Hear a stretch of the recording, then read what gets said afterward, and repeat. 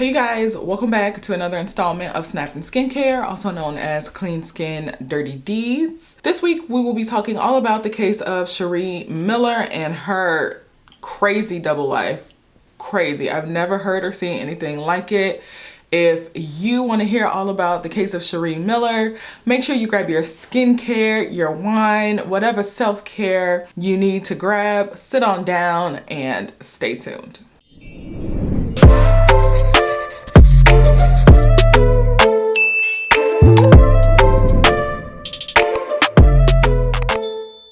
First of all, I want to say thank you to everyone who has already subscribed to my channel. Those of you who are sharing it, who are engaging in the comments, thank you so much. You're really helping with growth. I do appreciate it. Thank you for helping me build a community here.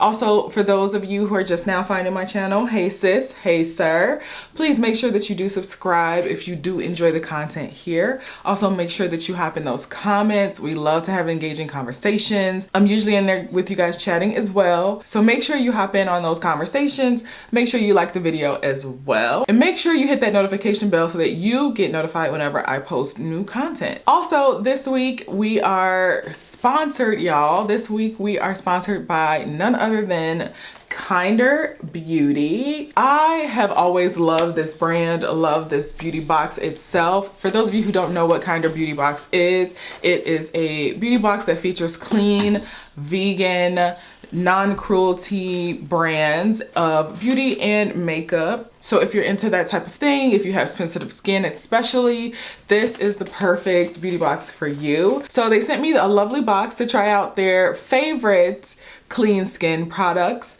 So this week I'll be incorporating those into this week's daytime skincare routine. As you know, I don't typically show products while I'm applying them. I really like to focus on the story. So I'll give you a little bit about each of the products that I'll be incorporating ahead of time. And then we'll talk at the end more in detail about what I think and what they would be best used for. So the first product was the Honua Skincare Hawaiian Beauty Water. And this retails for $18, but it is a product that's basically a toner. It tones, tightens, and it chills your skin all at once, so it gives you that cooling effect. But it also helps to fight blemishes and inflammation as well. The second product that I'll be using is the 100% Pure Bright Eyes Mask.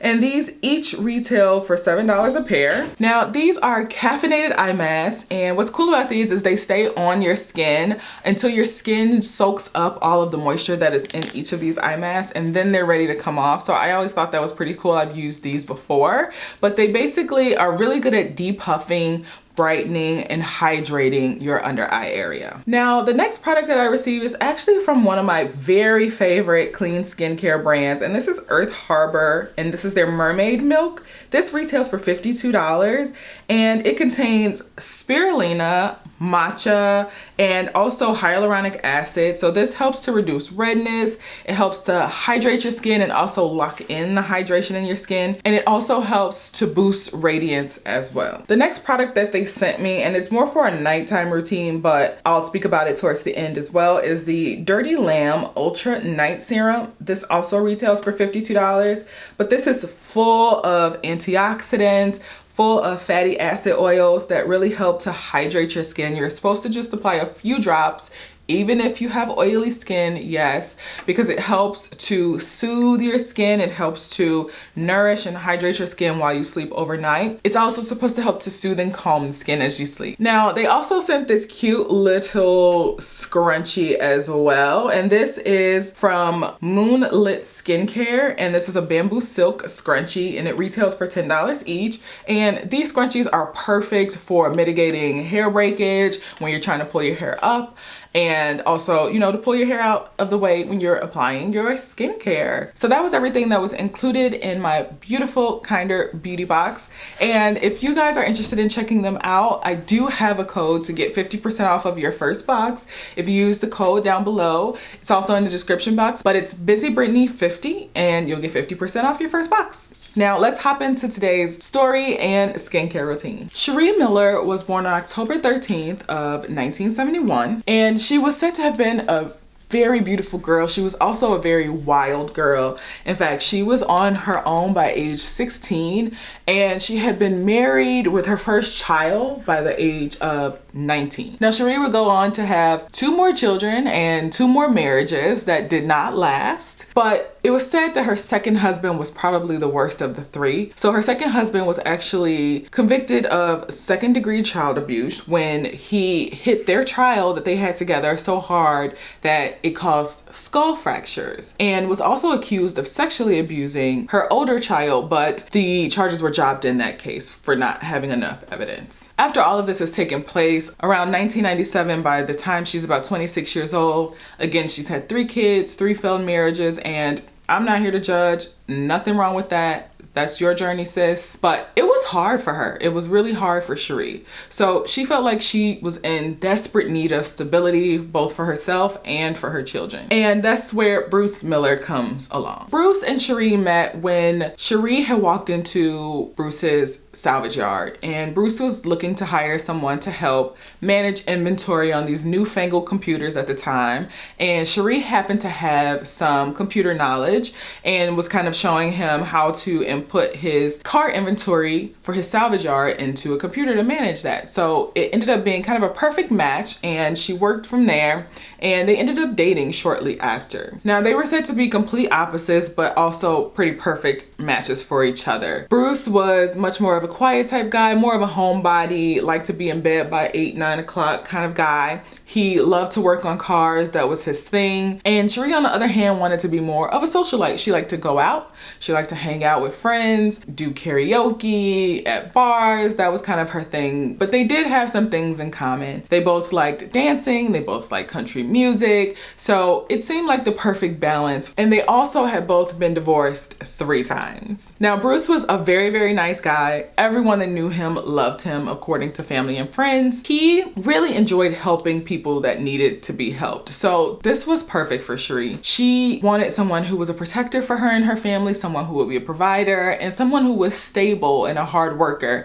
And all of that was Bruce. He had worked 2 jobs owning a salvage yard. He had also been working for GM for over 30 years. So this was the guy for Sheree. So in 1999, they went to Vegas and they got married. So on November 8th of 1999, Judy Miller, who was Bruce's sister-in-law, she was married to his brother Chuck, called 911 asking for immediate help at B&D Salvage Yard, which was Bruce's salvage yard. And what she told them is that her and her husband had gone in looking for their brother Bruce, and they found him laying on the floor in a pool of blood, and he needed help fast. Now, when police arrived on the scene and medics arrived on the scene, they quickly determined that Bruce was beyond help at that point, but they knew that this was a crime scene, so they immediately started to process the scene as such. Now, while all of this is happening, police immediately go to talk with Judy and Chuck to find out what happened. How did they come upon the scene? What was going on? So basically, Chuck told police that his sister-in-law, Sheree, had called saying, hey, you know, have you heard from Bruce? And when Chuck said he hadn't, she explained to him that she had asked Bruce to pick up an order that she had placed for some takeout on his way home from work. She waited for a few hours and didn't hear back. She started to worry. So she had reached out to Chuck to see if he had heard from him or would go check and see if he was still at the salvage yard, because sometimes he would lose track of time working on cars. It was his passion.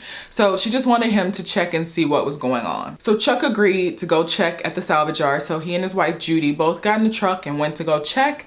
And upon walking in, they discovered his brother had been attacked. They both tell police that Bruce was a great guy. Everyone who knew him loved him. So he really didn't have any enemies, and they couldn't think of anyone who would have wanted to take his life. Now, as police are processing the scene, they can see that Bruce had been shot while sitting in his chair, and he was shot with a shotgun, and it looked like he had been shot twice and fallen out of his chair and onto the ground, and that is where he bled out from his wounds. They also find that Bruce's wallet is gone, and also there was money that he would always keep in a separate pocket, and that was taken too. So it looks like it could have very well been a robbery gone wrong. Police immediately go to notify Sheree of what has taken place. Immediately she breaks down, she cries. You know, the normal reaction that police expect when you go to tell a loved one that something has happened to someone that they care for. And what she said was that basically she had been home all day because one of her children were sick. She also had a friend over that was helping her do some things on a computer the entire day. So she had been home, and she had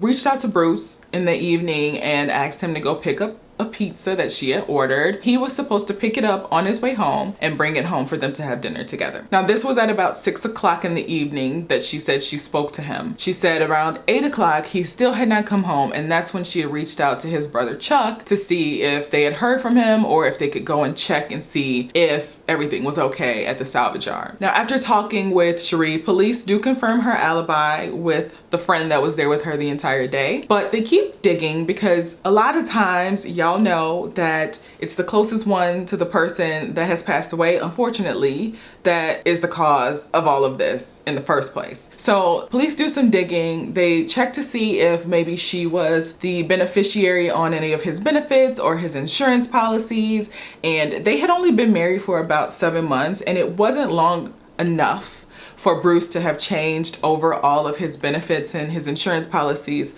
to having Sharee as the beneficiary. So to police, without that, they felt like she didn't really have a motive to get rid of her husband if she wasn't benefiting financially from what was happening. Now, Sharee had also mentioned to police that there were 2 people that Bruce was having trouble with and had mentioned to her. The first was a guy named Harold Hutchinson, and he was an employee of Bruce's at the salvage yard. And Bruce was complaining about how Harold had been removing parts off of the cars that were at the salvage yard. He was saying that Harold had been doing more damage than good and making the parts basically unusable the way that he was carelessly removing them from cars. Bruce had also mentioned that he had some type of issue with Harold's brother, John Hutchinson, as well. Now, this one was more of a motive for what had taken place, but John had owed Bruce about $2,000 and had still not paid his debt back to Bruce, and Bruce was frustrated about it. So with this piece of information, police want to talk to the Hutchinson brothers. So police talk to Harold first, and when they talk to Harold, he tells them that he had actually talked to his brother John about the debt that he owed his boss on the day that Bruce was murdered. He said he talked to him and asked him about him paying his boss's money back, and he said that John told him, oh, Bruce is nothing to worry about, he's been dealt with, he's been disposed of, was his words. So this immediately piqued the interest of police officers. So they immediately go to talk to John. But before talking to John, they do a little digging into John's record, his past, and what they find is that John is actually currently being investigated for fraud. Apparently, he had been falsifying VIN numbers, vehicle identification numbers, on cars. He had been swapping them so that they could sell parts of stolen cars without being tracked. So he was being investigated already, and apparently Bruce was supposed to be talking to the investigators on this particular case, providing information on what John had been doing. But it just so happens that Bruce ended up passing away before police could talk to him about the case. So interest is really piqued in John Hutchinson. So police go to talk to John, and he says, oh, no, I didn't mean anything by saying don't worry about the debt to my brother. What he meant to say was that he was finding his brother a job so that he didn't have to worry about dealing with Bruce anymore. That's what he said he meant when he told his brother that Bruce was being taken care of. He also mentioned that he had been at a grocery store at the time of the murder, and the grocery store happened to be about 20 miles away from the salvage yard. And he even had a receipt to prove it. But for some reason, police still really didn't buy his story, and it didn't help that when the funeral was held for Bruce Miller, John showed up to the funeral, and Sharee made this huge scene, yelling and screaming, saying that John was the man that killed her husband. What are you doing here? You're the murderer. And Chuck actually had to remove John from the funeral. So this didn't help John's case at all. But police eventually go and they verify his alibi, and he was in fact 20 miles away at the grocery store the entire time where this was taking place. So he was in the clear, and police were back to square one. So the case goes cold for about 4 months until police get a call from an attorney in Kansas City, Missouri by the name of John P. O'Connor. He has the tea of all teas to spill. O'Connor says that one of his clients has information that implicates him in the murder of Bruce Miller. He then follows that by saying his client is currently dead as well. So police immediately fly to Kansas City to speak with this attorney to see what information he has to share. So when police meet with him, he mentions that his client, Jerry Cassidy, he had recently committed suicide, but he left a suicide note that implicated him in the murder of Bruce Miller. Now, Jerry Cassidy had been a former homicide investigator in Missouri. He was well respected, but he had recently lost his job, and it isn't clear why he lost his job as an investigator, but nonetheless, he had lost his job. So after losing his job, he moved to Reno, Nevada. Now, when he moved to Reno, his life sort of started to fall apart and things kind of got out of control for Jerry. Now, he was staying with a friend, and his friend was actually the one who found him dead after he had committed suicide. Now, they also found his suicide note, but it was taped to a briefcase. And this was very interesting because what was in the briefcase, Jerry? We need to know what was in that briefcase. But he also had a Bible open on his lap to the commandment of thou shalt not kill. Now, he also had pictures up near himself before he committed suicide as well. And it was photos of his family members, but also there was a picture of a woman. Who was that woman? It was Sharee Miller. Now, police immediately go to talk to Jerry Cassidy's family to find out more information about his relationship with Sharee. Why was she one of the photos there? And just about Jerry as a person. When they talk to the family, they find out that Jerry and Sharee had been having an affair for several months, and they were actually planning on getting married once Sharee had finalized her divorce from Bruce Miller. And he had even gone to visit Sharee in Michigan around the time that Bruce was killed as well. But a month after that visit, Sharee cut Jerry off, refused to talk to him, wouldn't answer phone calls, changed her email address so that he could not contact her at all. And shortly after this happened, Jerry took his own life. Now, when police finally opened this briefcase, they hit the jackpot in terms of evidence. Everything was there. Jerry had took it upon himself to print out every email, every instant message that ever took place between himself and Sharee Miller. Police also find in Jerry's home these videotapes. One was a videotape that was only for Jerry's eyes, and it was of Sharee masturbating for Jerry. And then the other was more of a family-oriented video asking if he was ready to be a father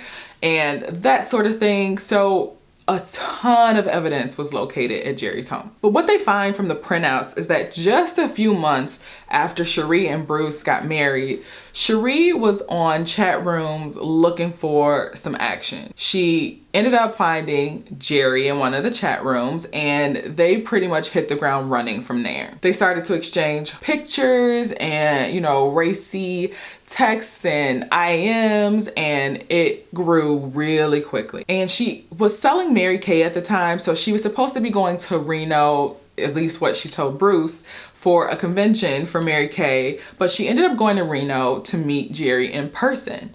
After they met in person, child, it was over. They were in love, head over heels, at least Jerry thought. But they talked constantly, and to Bruce is still in his newlywed phase. Now he's by himself in this, obviously, looking back at it.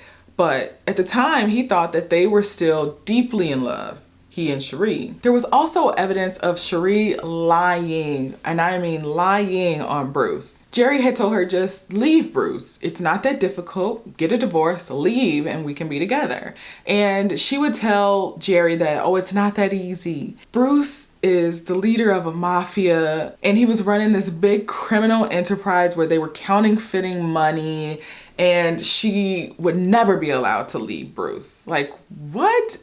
These are country bumpkins, and nothing wrong with a country bumpkin. My entire family is country bumpkins, but this is a person that's in the middle of nowhere. What, sis? This is not Ozarks. But she also told Jerry that she was pregnant with his child. And, you know, he was very happy about that. But then she turned around and said, well, Bruce raped me and caused me to lose our child, which infuriated Jerry. Then on top of that, there was these emails that were coming from an email address that looked to be for the salvage yard that Bruce owned. And they were threatening emails that were basically saying the same thing and threatening both of them as well. Now, Sheree had also sent pictures that appeared to be her body bruised to Jerry to show that Bruce was abusive. She told Jerry again that she was pregnant, and this time with twins. But then right after that, she turned around and said, well, this time Bruce had his henchmen gang rape me and I lost both of the twins.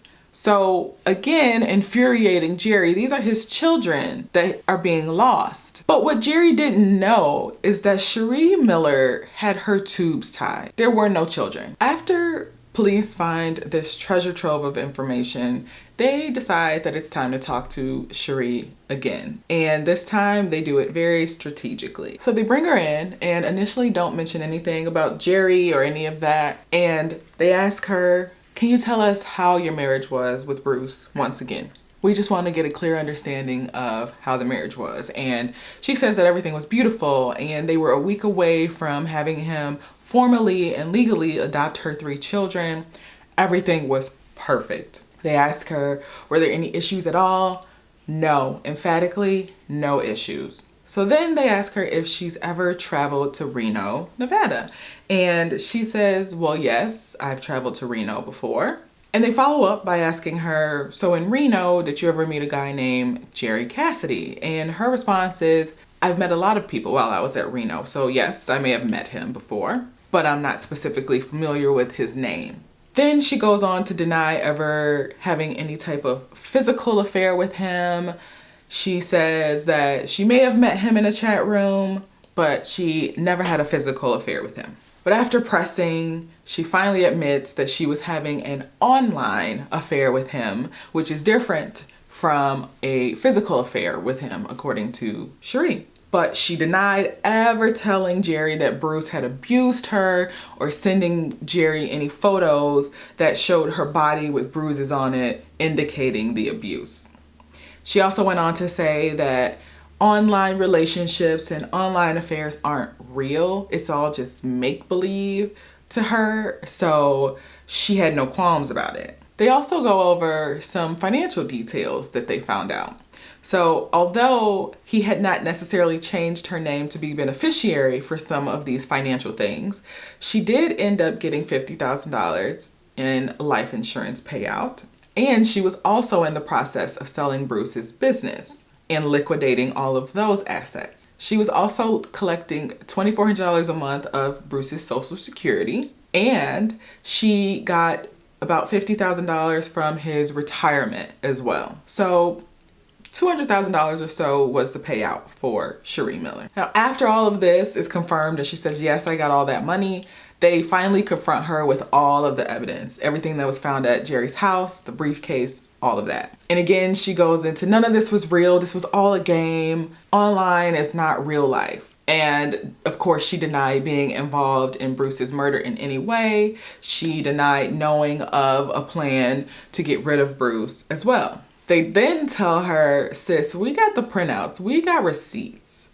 And she goes on to say, well, I can doctor up an email. I can go in, highlight, delete, type in what I want in an email. It's easy to forge an email. So she wasn't hearing anything that they had to say. Now, police read aloud these emails, these IMs that were exchanged between Jerry and Sheree, and she's still fighting with them. She's still saying, no, you got it wrong. That's not right. He made this stuff up. He might have said that stuff, but I didn't. And she says, he did all of this, set me up basically because I wanted nothing to do with him. He had issues. He was a freak. He was crazy. He had drug and alcohol problems, and it was all Jerry's doing. And then she demanded her car. She demanded to be let go. She was ready to go. Okay. And at that point, they arrested her. So Sharee Miller was charged with conspiracy to commit murder and also second-degree murder. Now, the trial itself revealed even more details from Jerry's little treasure trove. It revealed that Jerry left Missouri at about 2 in the morning to head to Flint, Michigan, or Clio, Michigan, which is right outside of Flint. It shows that Sharee gave him exact locations of where they were going to meet up at. There was a rest stop that she planned to meet with him. And what she did was she gave Jerry her cell phone so that she could be in constant contact with him without it looking suspicious on the phone record side of things. So she was going to be calling from her home phone, and Jerry would have her cell phone. So it would just look like normal calls from the Miller house to her cell phone. She also told him exactly when she planned on checking in, when she was going to call him throughout this whole entire plan. Now, all of this ended up backfiring on Sharee. She used her poor friend that came over to help her with the computer back in 1999 as an alibi, and her friend was completely unaware of what was happening. But also, when she placed that call to Bruce asking him to pick up food that she had ordered, it wasn't actually for her to get the food picked up. It was to check and make sure that Bruce was at the salvage yard alone, so that it was the perfect time for Jerry to spring into action. So after she called Bruce and said, "Hey honey, can you pick up takeout that I just ordered on your way home?" it was to make sure she could give the go-ahead to Jerry. Now, she also told Jerry to park in a certain area of the salvage yard parking lot so that Bruce couldn't see who it was that was coming into the office. And she also told him, don't say anything when you go in, and exactly where Bruce would be when he walked into the salvage yard office. She told him that he'd be sitting in that chair and he was not going to get up when you walked in. She also told him what to take and how to make it look like a robbery. So this was a grand master plan by Sharee Miller. And then after this had all taken place, they had agreed to not have contact with each other for a certain number of days so that it looked like nothing suspicious was happening. But then Sharee made a rookie move. Anytime you have a boyfriend, girlfriend do your dirty deeds, you don't break up with them. Sharee broke up with Jerry. And that was it. That was the final straw. That's when Jerry pretty much came to his senses, realizing that, you know what? I got rid of a good person for somebody that is not a good person. And Jerry was known to be, you know, he was a police officer. He was a homicide investigator. He was known to be a very straight shooter. He was very black and white. He was clear on right and wrong. So this ate at Jerry. This really messed Jerry up. Jerry also realized that the sonograms that she was sending him saying that it was his baby she was pregnant with, if you zoom in a little bit on that sonogram, it said 1993 in the corner. It was 1999. So she was actually just sending him pictures of her old sonograms from her kids that she already had, saying that those were Jerry's kids. She also used makeup on herself when she sent those photos of her supposedly being abused and bruises on her body from that.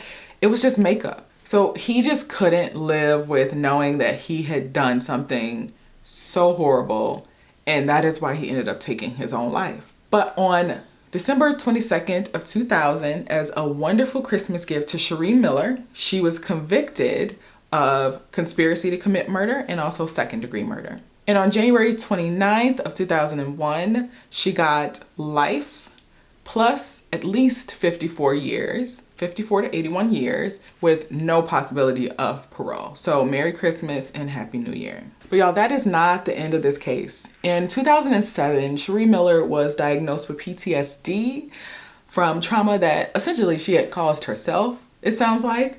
But she was diagnosed with PTSD and also some other mental disorders as well. In 2008, she ended up getting engaged to a man named Michael DeNoyer, but they never actually got married. It never actually worked out.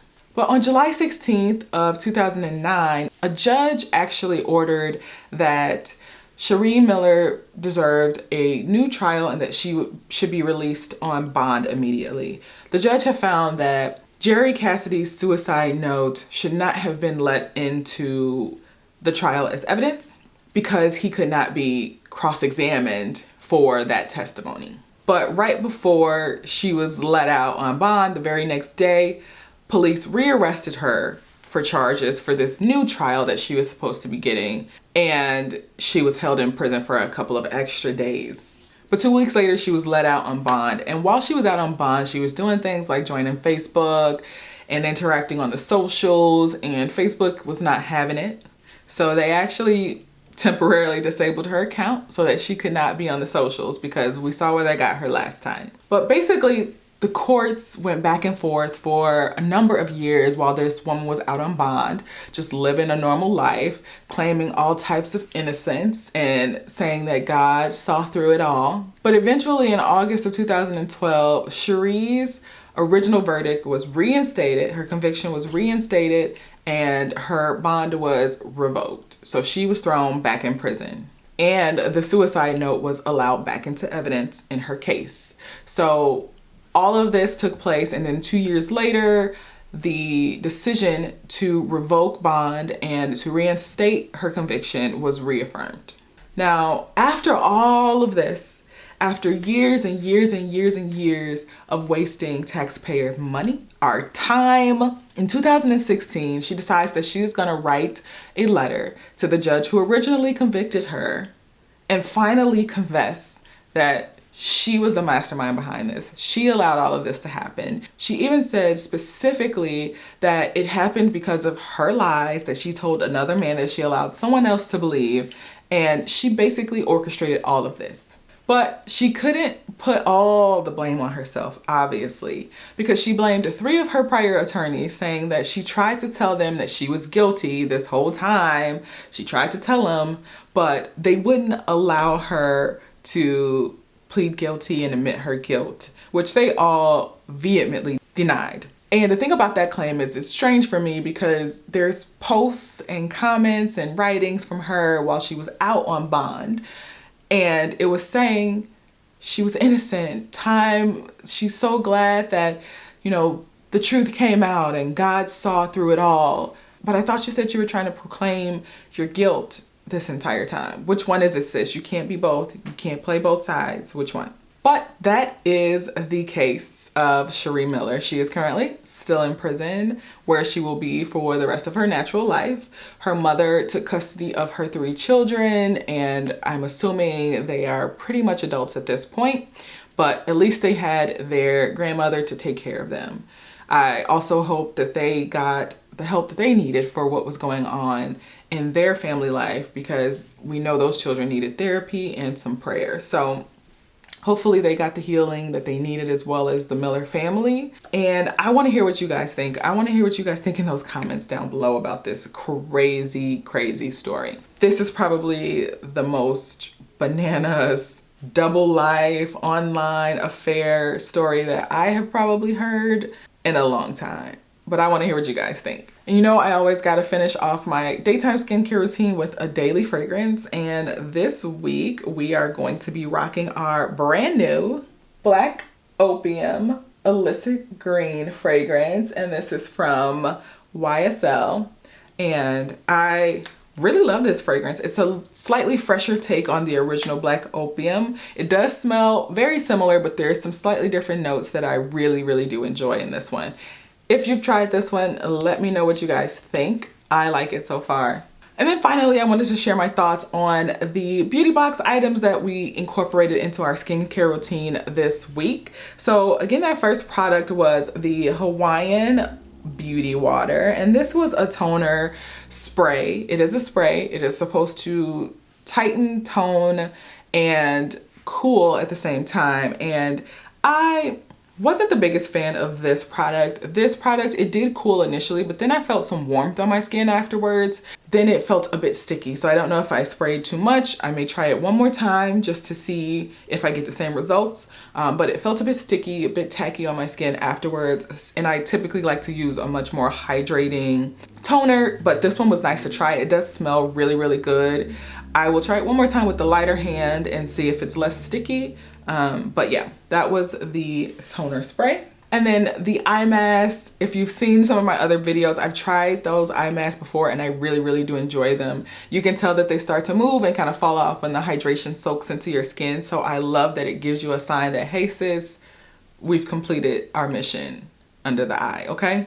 I really love those. It's super hydrating. It wakes me up quite a bit. I've been really tired these days, so I really do like those eye masks. And then the last product that I actually incorporated into today's daytime routine is the Earth Harbor Mermaid Milk. And I really do enjoy this. It's the texture is kind of weird.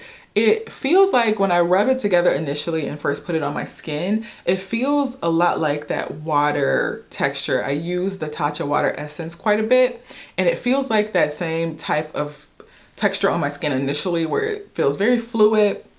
But then it turns into like a bit of a thicker consistency, and I like that, especially for the colder months. I live in the Chicagoland area, so y'all know it gets cold. So this really does offer some extra moisture, some extra hydration for the skin, but it doesn't feel like one of those super thick, super oily moisturizers. So this is perfect, I would say, for both normal, oily, and dry skin. I think it works for everything. Not too heavy at all.